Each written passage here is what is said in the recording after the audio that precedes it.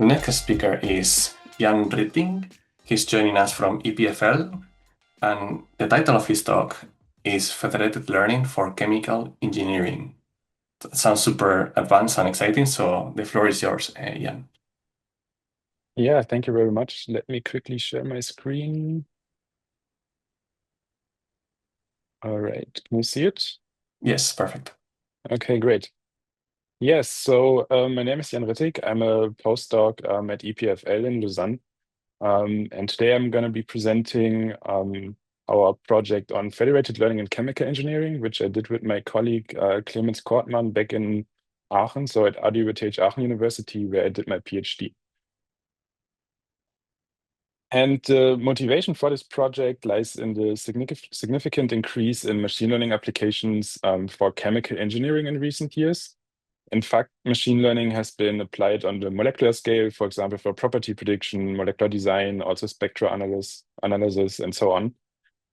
Then also for unit operations, so a bit larger scale, for example, flow simulations, kinetic predictions, also surrogate modeling of specific unit operations in chemical processes. And then finally, also to the process scale. So for example, digitizing chemical process flow sheets, then using generative machine learning to design some new chemical processes, and also, as another example, anomaly detection. So we can see that machine learning has been applied increasingly at multiple scales in chemical engineering. And a major question here is, how can we reach further advances in these fields? So if you look at the machine learning parts, we have typically some data set, a model, an algorithm for training, and then we also need some compute. And to advance machine learning, also for chemical engineering, there are different ways, and then some of them include like improving the data quality, also advancing the models and algorithms, and scaling data sets, models, and compute. And then if you look at the chemical engineering side, so what has been done so far, especially for improving the data quality recently, there's been initiatives on digitizing data, also fair data initiatives, and developing knowledge graphs to structure data. Then for advancing models and algorithms, a big field is incorporating domain knowledge, which is frequently known as physics-informed machine learning, also agents that combine LLMs with chemical engineering tools have been developed. And then for the last part, for the scaling, we know that large models and compute is available, but a big bottleneck in machine learning development for chemical engineering is the limited training data. So we are missing out open source databases, also benchmarks, and most of the data is currently not accessible to machine learning models. So the focus of this talk will be on the dataset scaling, looking at the question, can we scale up training data? And to answer that question, we first looked at the different data sources in chemical engineering. So some of the data we find, for example, for molecular properties is available in the literature. We also have that research institutions have done experiments themselves, and they have data available in their individual databases. Then there's a lot of data stored at chemical companies. Also in software tools, we have some data available. And there are a couple of private data bank organizations, for example, NIST or Dortmund Data Bank, that also have a lot of data, for example, on molecular properties. So if we want to use it for machine learning, like one approach would be to just collect all this data in a database so we can go to the literature, also to research institutions, and the data is openly available. But if we go to chemical companies, also to software tools and the private data bank organizations, the data is locked. So they have this, they put a lot of efforts and labor into actually obtaining this data from experiments, and they do not want to openly share it. So most of the data in chemical engineering is actually locked in data silos. So that's why in this talk or in this project, we wanted to look at a perspective on using federated learning for chemical engineering applications. So replacing the focus on data collections rather on model exchange using federated learning here. And for federated learning, we know these different categorizations of data distributions, and we also looked them for chemical engineering. So we have this horizontal data distributions where we have different samples with the same features. And this could be, for example, two chemical companies having data on similar molecular properties. So for example, on the boiling point, but they consider different molecules in their processes. So they have different samples, but both of them have they store data on the same properties. Then the vertical data distribution would be, for example, we have the same samples but different features. So again, two chemical companies considering or having data on the same molecule but for different properties. So for example, for the boiling point or for some ignition temperatures. And then the last categorization is the transfer learning one, where we have different samples and different features. And this is quite common also in the chemical industry. So we have companies working on different regions of the chemical space. So this could be one company working more on small organic molecules and the other company working, for example, on polymers. But at the end, these are both molecular domains, and also they are somehow related. So we can also use these relations in transfer learning setups. So what we then did is we wanted to look at the first applications of chemical engineering, of federated learning in chemical engineering, and we looked through the literature. And what we found is that federated learning has already been applied in the process modeling context. So this work goes back to 2022. And here, artificial neural networks have been trained as surrogate models for aluminum electrolysis processes. So data from different Chinese manufacturers have been collected, and then there has been set up a federated learning framework that could then be used to train neural networks for surrogate modeling, and there was an improvement in the prediction accuracy of them.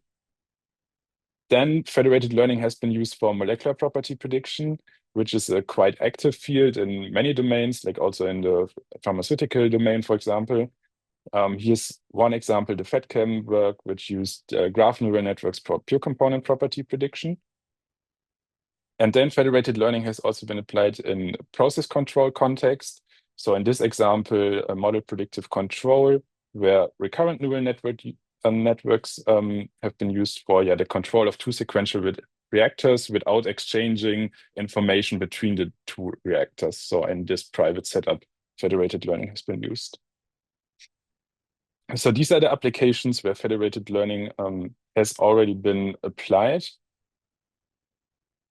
And what we then looked at is, okay, where has federated learning also been proposed for? And we found, as one example, anomaly detection, also power and electricity price forecasting, then self-driving labs. And we also then came up with some additional fields, which would be, for example, data digitization.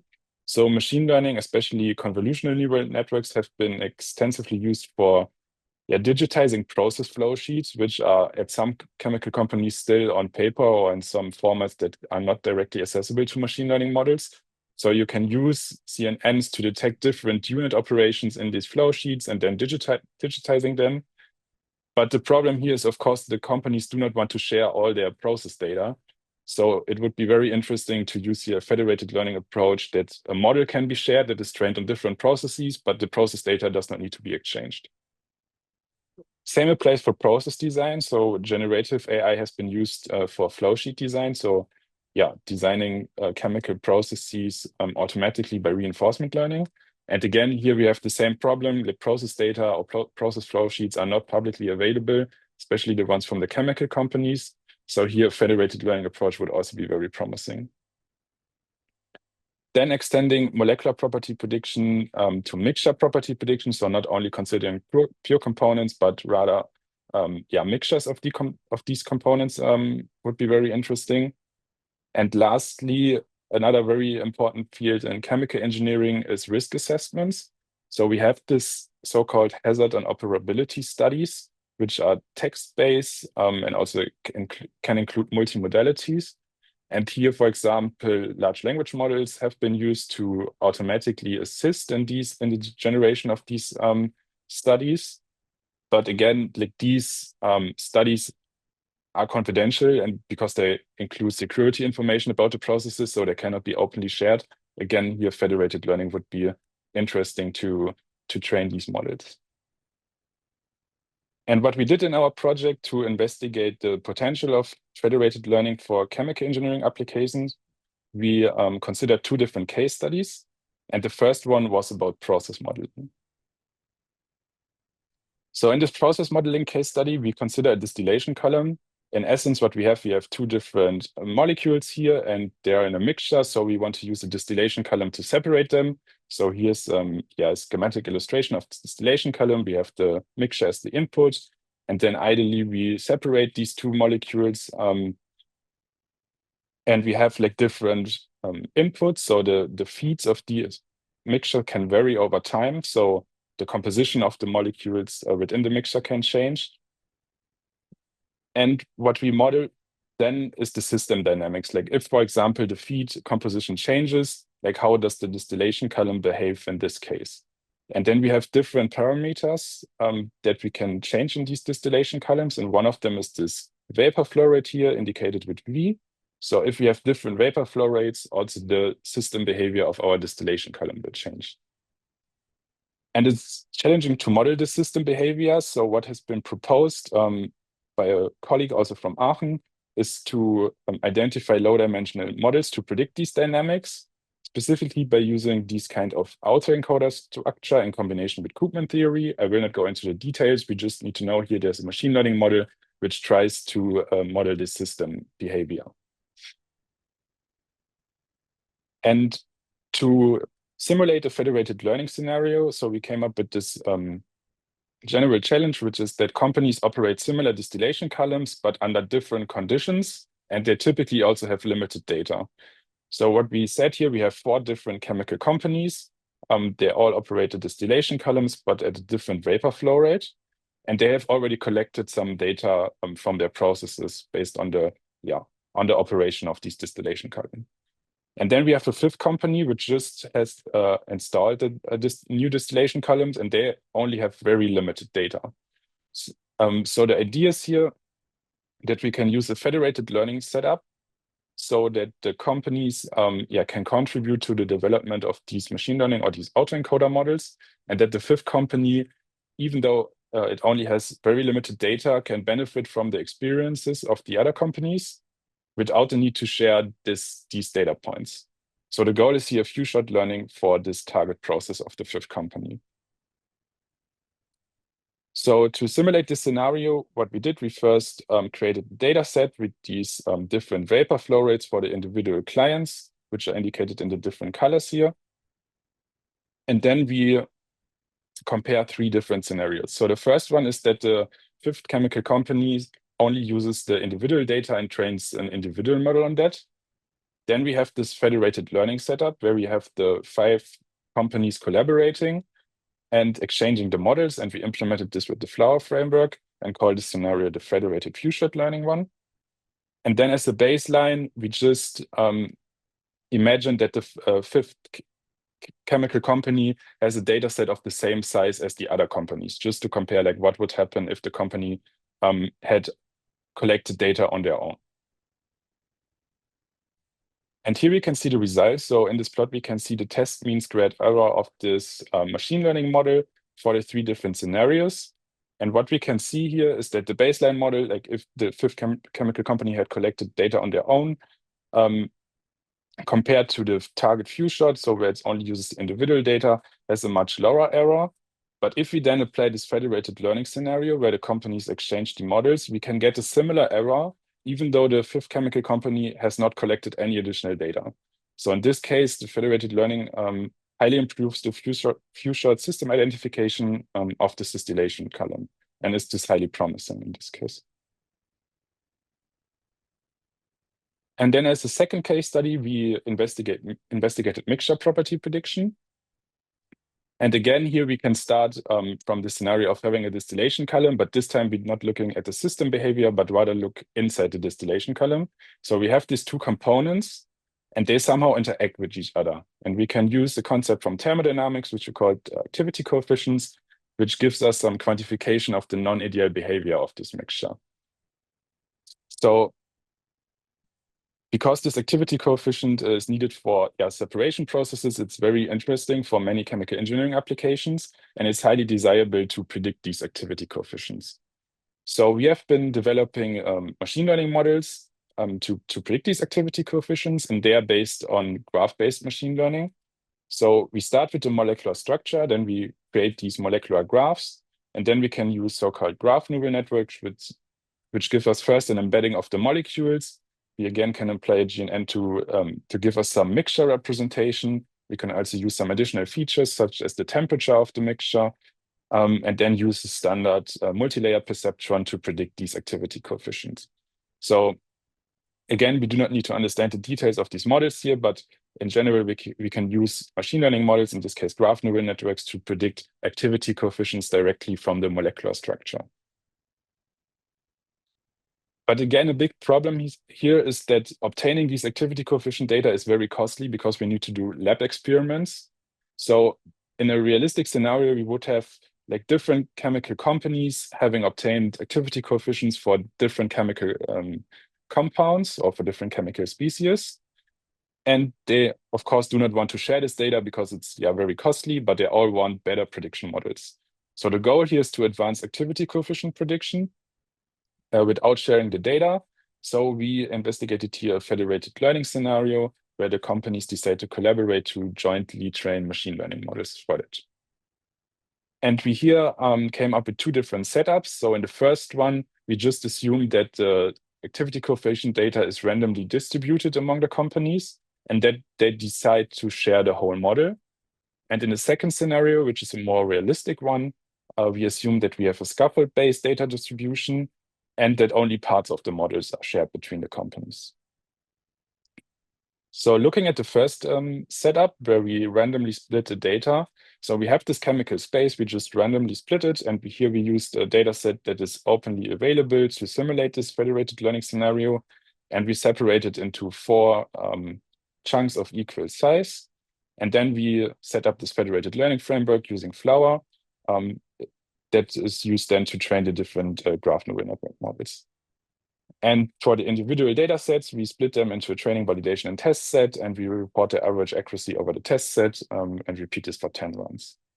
And as a baseline, we here use a graph neural network that is just trained on the whole data set. So just combining all this data in one data set, and we call this the centralized scenario.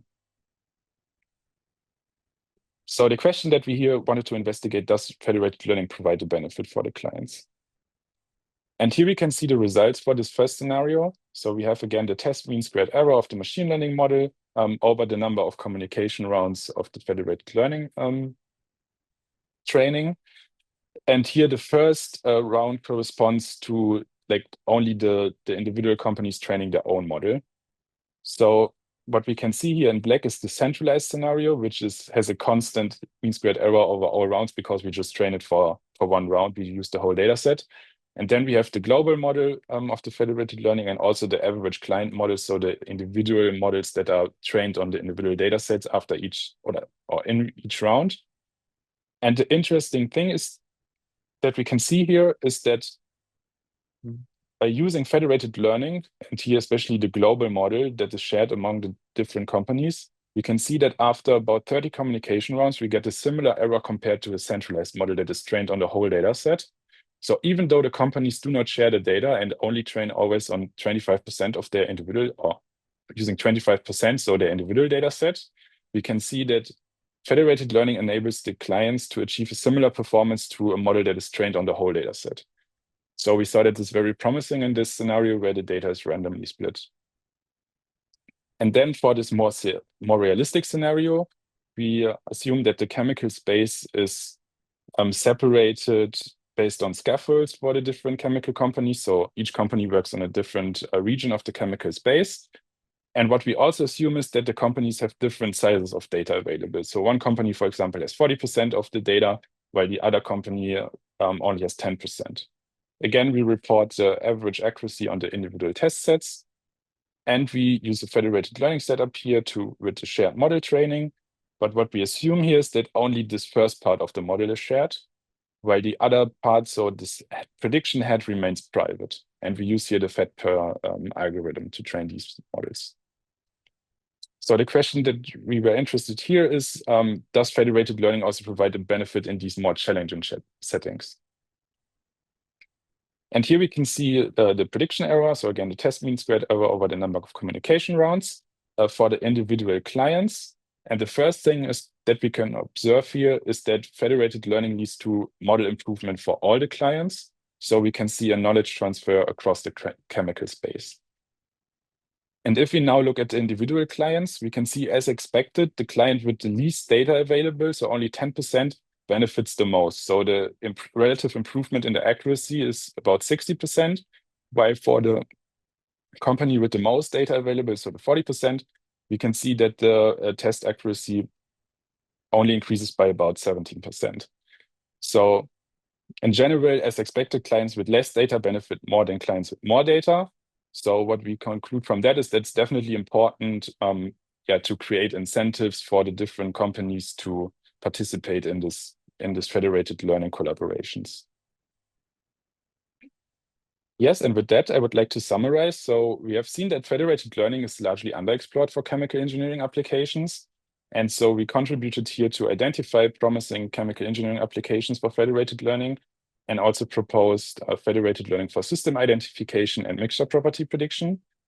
And as limitations and next steps, it would definitely be important to look further at the heterogeneity in chemical engineering data. Also consider data extraction for models, especially for the molecular domain. There has been some recent work on that. And also creating incentives based, for example, on game theory, due to the reasons that we saw on the last slide. And definitely for practical considerations, it's important to account for computational infrastructure, cybersecurity, model and data poisoning, and so on. And with that, I would like to thank you very much for your attention. You can also find more details in our recently published paper here. And yes, I'm happy to answer any questions. Also, please feel free to reach out afterwards. Thank you. Thank you, Jan. I think this was a super interesting and very well delivered talk. I like the slides, like particularly slide 4. I think it was 4 and 8 were super good when you were presenting what's the problem with the data. There are some openly available data sets, but there are many sources of data that are locked, like the labs and things like that. So I think it was described super well for all Thank you. audiences. I have some questions. I know that some details you skip them because I think they are super relevant, but can you give a little bit of insights on, especially for those that are familiar with working with molecules, what were the features you consider to extract from the molecules themselves? Were you using smiles? I saw you were using PyTorch geometric. Maybe you can give a bit of what type of GNNs were you implementing here? So here we used, as you say, we used some GNN implementations which are based on PyTorch geometric. So in my PhD, I developed kind of my own framework for molecular property prediction, which is applicable to pure components, but also to mixtures. And we typically start from some molecular representation, which can be, for example, smiles, and then we transfer it to a molecular graph using a dkit. And we use here some standard features which have been used in the molecular domain when using graph neural networks. I think the interesting part here, especially for the mixture property prediction, is like typically what you do for pure components, you have this molecular graph, then you have this GNN, get the molecular fingerprint, then predict the property you're interested in. But for mixtures, what you can additionally do is you represent basically the mixture as the graph itself, because you have like the different components being then the nodes and then the molecular interactions being the edges. And you can use these molecular fingerprints then as the node features. And for the edge features, you can then use some molecular interaction descriptors. And then you can apply again a graph neural network to get the mixture embedding, which can then be used for this final prediction here. Mhm. Can you share how? So my experience with GNNs is limited, also back from my PhD, but only a small part of it. Can you describe a bit, give some high-level metrics on how big these models were and what was the size of the typical molecule you were working with? The size of the graph, basically. Yeah, so I do not know the number of parameters by heart. I think it's in the range of 100,000s. Okay. Yeah. It can range. It depends very much on the type of graph convolutional layer you use. I think in this case we use the Gine convolution. And for the molecules, we typically, in this case, considered like this data set, which I highlighted here, is a publicly available data set on activity coefficients, which is mostly on small molecules used, yeah, like in the chemical process industry. Okay. Yeah. Good. Um, I just have one question. So in this here, what you're showing now is like the random splitting. I think it's very easy to understand. Can you give maybe just for the audience, like what is, and also for me, what is the short summary of what is scaffold-based partitioning? What is this clustering based Yes. on? Yeah. So in scaffold-based splitting, what you typically do is you consider like some kinds of scaffolds which are present in the molecules, and then you try to find clusters of molecules which have similar scaffolds, so which can be, for example, some subgroups of or functional groups of the molecule. And there are a wide range of different scaffold clustering schemes, but in like on a higher level, what you can expect is that these separate the molecular space into different regions of molecular structures with similar functionality. Okay. I think that makes sense. And you think it's realistic that some, for example, some labs, based on your experience, some labs would focus on some particular molecule structure space? Yes, so I think like if you go to large chemical companies, of course they work on different regions in the chemical space. Um, but you will still have a focus on specific compounds also if they investigate like different versions or small changes in these molecules and check like what are the properties. I think you can assume that like this chemical space is distributed then for these companies a bit, and they look at specific regions in the space to see whether these molecules can improve with small changes. Mhm. Okay. And just final question I have here. I think it was slide 20, towards the end, you were talking about the incentives. Mhm. Um, and we can see here that one of the client that has the most data, it gets a relative reduction of only 17%, which probably is still very good on itself, but is Yeah. not as much as the others. Do you have some thoughts, or have you been in discussions of what could these incentives look like, in particular for the molecule, Yes. sector? So good question. So we have not investigated this in detail. I think it's very important to have some kind of incentives in the sense of like what does the or how do you value the data that is contributed to these federated learning setups? And I think one option would be to have it like in a monetary way, like companies that this or that um, yeah, provide more data or lead to larger models improvements of the others, like get some kind of yeah money for it. Or you could also, for example, say that the number of model calls or is constrained, and then that the companies that contribute more also can use the models more or get some yeah other Yeah, kind of benefit from that. Yeah. yeah, I think that one is interesting. I've also heard similar ideas, like if the resulting model lives maybe in a third-party Yeah. server, then you could control its usage based on how much data, for example, each entity put towards the training. Exactly. Yeah.